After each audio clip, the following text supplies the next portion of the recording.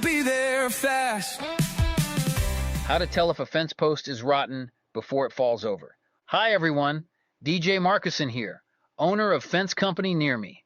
Walk out into your backyard on a beautiful morning in St. Pete or Clearwater, and your wood fence might look perfectly fine at a glance, but underneath the surface, a silent crisis could be brewing. The main vertical posts are the literal backbone of your entire fence.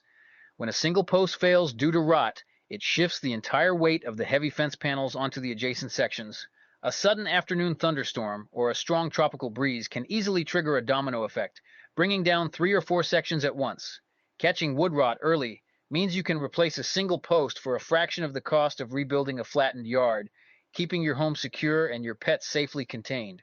Because we deal with intense humidity, frequent summer downpours, and sandy soil that holds moisture right at the root level here in Pinellas and Pasco counties, wood rot is an incredibly common enemy. The trick is knowing that rot almost always starts exactly where the wood meets the dirt or the concrete footing. To catch it early, you need to perform the shake test. Walk up to each of your main posts, especially the ones holding up heavy gates or sitting in shady, damp corners, and give them a firm, steady push. If the post moves independently of the ground, or if you hear a soft, crunching sound from the base, the structural core has already given way. A healthy post should feel as solid as a telephone pole, with absolutely zero give when you apply pressure. If the shake test raises eyebrows, your next step is a physical inspection using what I call the screwdriver test. Take a standard flathead screwdriver or a pocket knife and head down to the base of the post. Gently scrape away any loose dirt or mulch and poke the wood right at the ground line.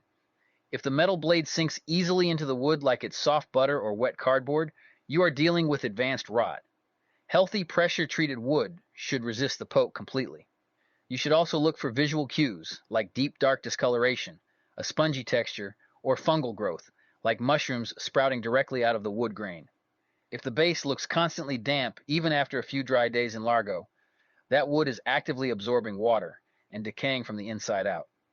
You also need to keep an eye out for pest activity, which goes hand in hand with wood rot.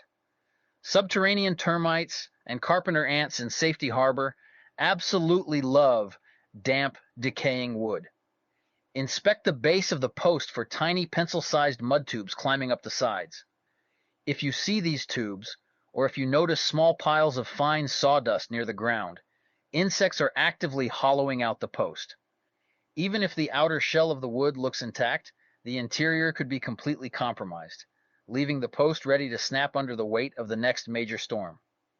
When you find a rotten post, don't panic. But don't wait either.